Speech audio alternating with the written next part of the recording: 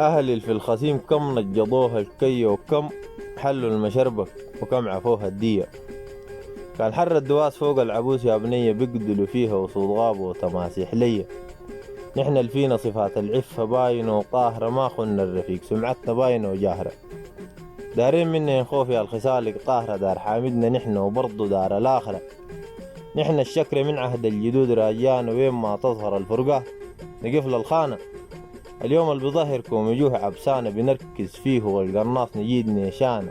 نحن ونحن ما بنقولها نحن برانا إلا الفينا مشهودة وكل الخلوق عارفانا.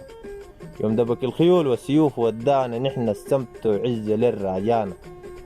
فرتاق الصفوف انشاف دربنا بهابة نحن يدينا وابل القلع الدهرابة. يوم دق النحاس والخيول تشابة نستعذب بما ترشوه من هز وطرابة. بفخر بيداري والعزة القبير راجيها نحن سترة السمحة الوضيب كاسيها. كان دعت الدواعي وعكر صافيها صغيرنا بعوسها نجيضنا يا ما فيها. التاريخ بيوصف ليك حميدة صفاتنا عزيزة نفوسنا والعش شبر ما فاتنا.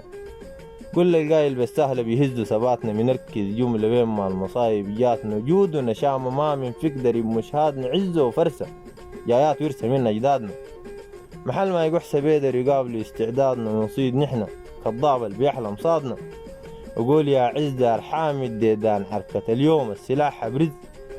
يوم لقاط بشريط والدموم بتنز حاد سيوفنا لرقاب الخسيم بالجز. دار حامد نحن ما فينا البخيل والني فراس وجود فاتن قبيل الطي. إن خاويتنا نبقالك منارة وضي وإن عاديت بالضوق لحش الكوع ودفنة حي. دار عزا ترفرف فوق ناطح السحاب علامنا من تبينا أصحاب راي وعالي مقامنا. كل الغشا نفسه وقال بتعلى أمامنا من نمسح به صابع أرض ودقر كلامنا.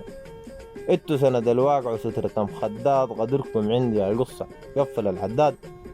يا أنه شمل المساكين انتمون وزاد تحيات مني توصل كافة الأفراد ومع خالص تحياتي عبد الستار آدم المراد.